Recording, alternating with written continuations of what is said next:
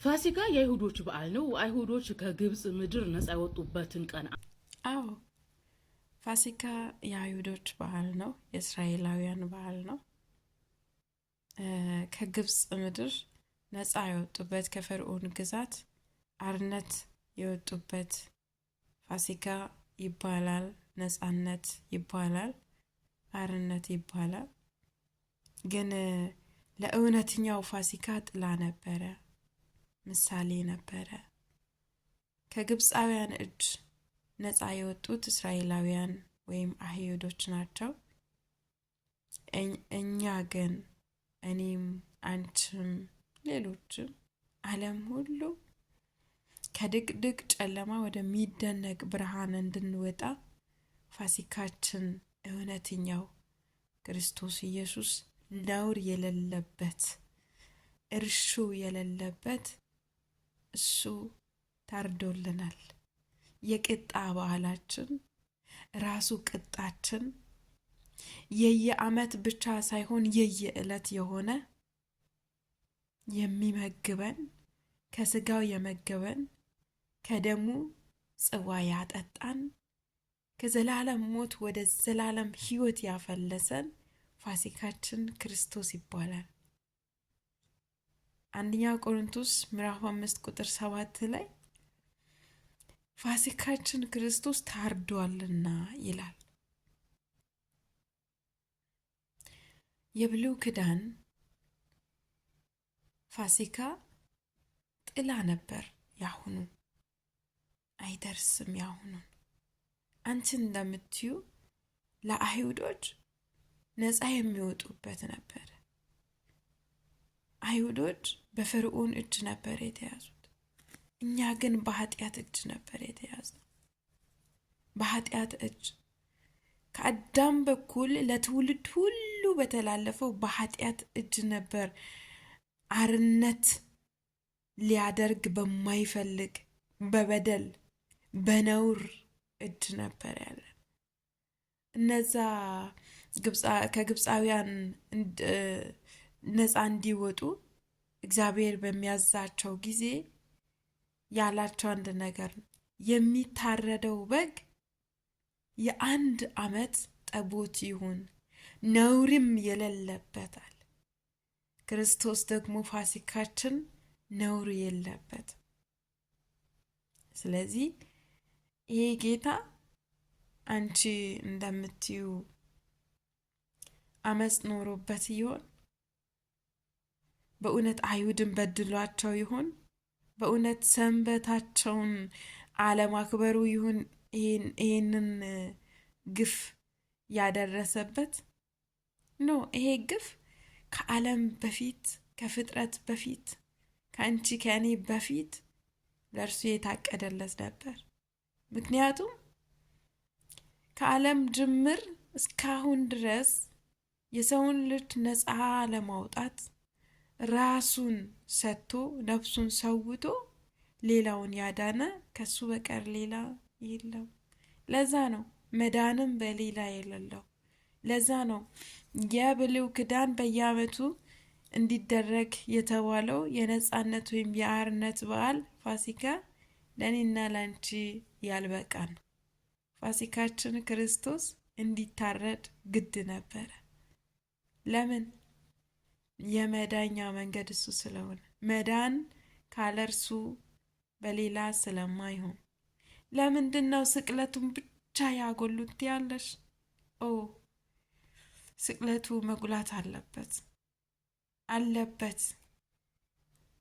መሰቀሉ፣ መሞቱ፣ መሰቃየቱ ያ እንደ ኃጢአተኛ ያደረጉት። ኃጢአት እኮ የለበትም፣ ነውር የለበትም ይላል። እሱ ኃጢአትን አያውቅም። እሱ ከኃጢአት ጋር አይተባበርም። እግዚአብሔር ሁሉንም ማድረግ ይችላል። ኢየሱስ ሁሉንም ማድረግ ይችላል። ግን ማድረግ የማይችለው አንድ ነገር ኃጢአትን። ሰንበት የሰንበት ጌታ አይደል? ሰንበት እኮ በእሱ ላይ የተፈጠረው። ስለ ሰንበት ሳይሆን እሱ ሰንበትን ስለ ሰው ልጆች እሱ ነው የፈጠረው። ሁሉን ካረገ ሁሉን ከሰራ ሁሉን ከፈጸመ በኋላ በሰባተኛው ቀን አረፈ ይላል ቃሉ ሲናገር። እና በእውነት ክርስቶስን ሰንበት ያሳስበዋል፣ በጎነት ግን ያሳስበዋል። የሰዎች ጭንቀት ግን ያሳስበዋል። ያኔ ህመም ግን ያሳስበዋል።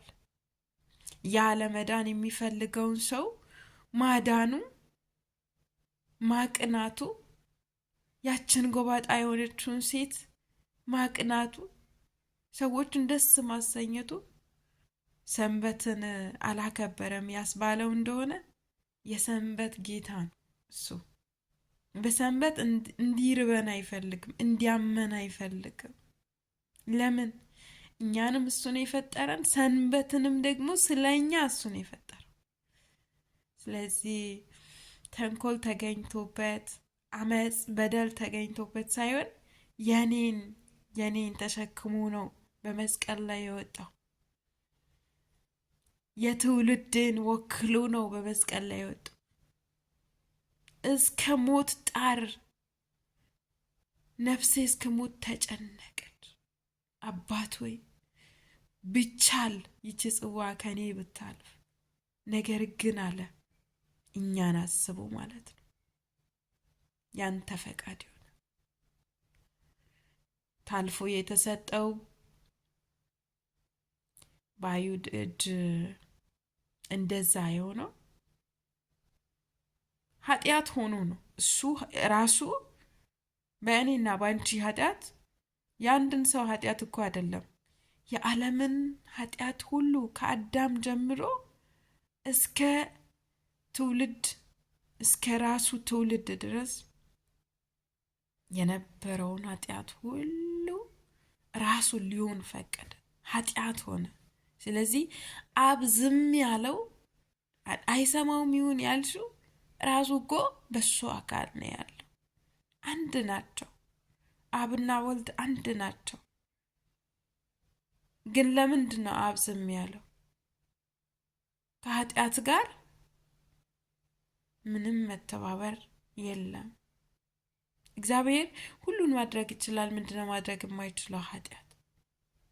እግዚአብሔር ሁሉን መቀበል ይችላል። የማይቀበለው ነገር ኃጢአት ነው። ስለዚህ ክርስቶስ እኛን ወዶ ለእኛ ስል ኃጢአት ሆነ። ራሱ ኃጢአት ሆነ።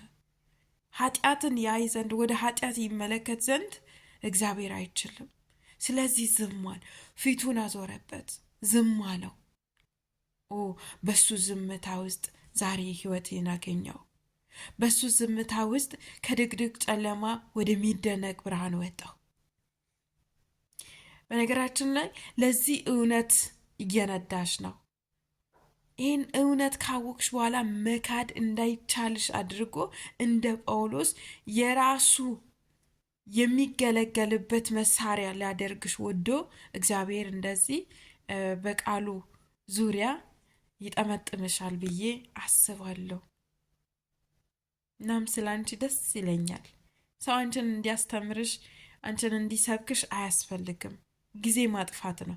እግዚአብሔር ራሱ በራሱ መንገድ አንቺን እንዴት እንደሚያስተምር፣ ለዛሬ ያጣመምሽ ቢመስልሽ፣ ለዛሬ በራስሽ የፈታሽ ቢመስልሽ፣ የእግዚአብሔር ቃል በቃሉ ነው የሚፈታው። የእግዚአብሔር ቃል በቅዱስ መንፈስ ነው የሚፈታው። አንቺ ግን ዛሬ በታየልሽ በአንቺ መንገድ እፈታለሁ ብለሽ ነው የምትጥሪው። ድሮ ብዙዎቹ እኮ ሞክረዋል፣ አልተሳካላቸው። ስለዚህ አንቺም እዚሁ ድነሽ ለመቅረት የእግዚአብሔር በጎ ዓላማ ከሆነ ደስ ይለናል። ተባረኪ።